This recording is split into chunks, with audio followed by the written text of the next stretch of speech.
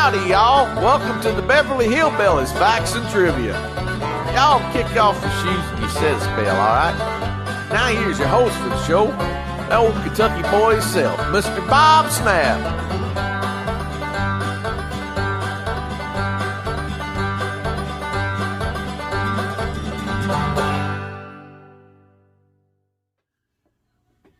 Hello, everyone, and welcome to the Beverly Hillbillies Facts and Trivia. Appreciate you being here.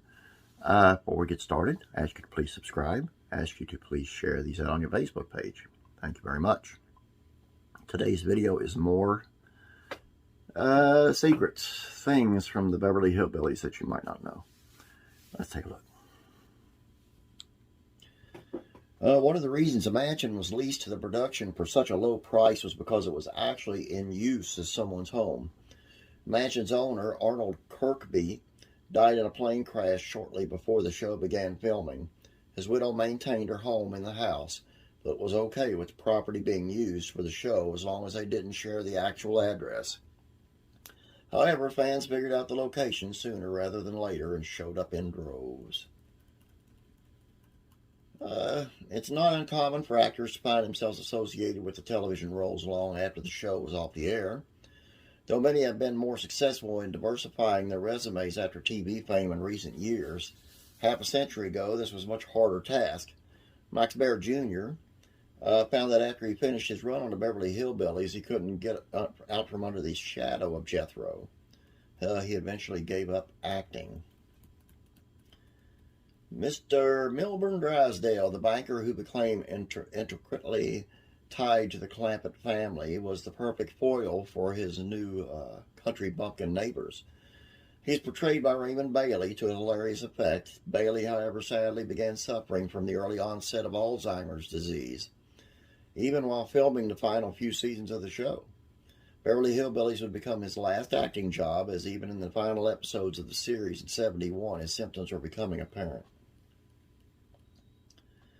For hardcore fans of the show, they may not be able to envision anyone else but Irene Ryan in the role of Granny, even though she was far from the producer's first choice for the part.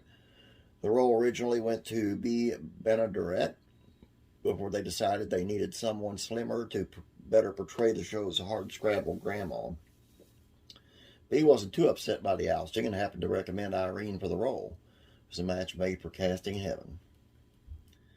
Max Baer Jr. wasn't the only cast member to suffer from being put into a box when it came to the Beverly Hillbillies character. When it came to Buddy Ebsen, though, he actually found a situation reversed. After playing a character who was very much like Jed Clampett in the film Breakfast at Tiffany's, which was released only a year before Jed made his debut on primetime television. After the series wrap, Ebsen would find that he thankfully wasn't stuck in Appalachia. Ellie Mae Clampett may have been an animal lover, but that didn't necessarily mean that Donna Douglas was one too. For all of the dogs that were present on the set, Donna also had to be willing to work with a wider range of animals, from roosters to even live skunks. Frank Inn, the show's animal trainer, made it so that Ellie Mae could safely cart a whole menagerie around on her back and in her arms. Surprisingly, none of the cast minded their more unusual furry co-workers. Buddy Ebsen may have been a major part of the show's success, but he almost didn't make it at all. It had nothing to do with acting chops. He simply had considered retiring before the show ever went into production, most likely due to the contract disputes that took Ebsen out of the acting game for many years. For some reason, fate was on everyone's side, as we can imagine anyone else playing the role of Jed Clampett. That's all I got for you today. Hope you enjoyed this. Have a great day. Don't forget Classic Sitcoms Facts and Trivia. Go over there and check it out if you have not yet. Please subscribe, and please subscribe here as well. Have a great day. God bless. I'll be praying for you.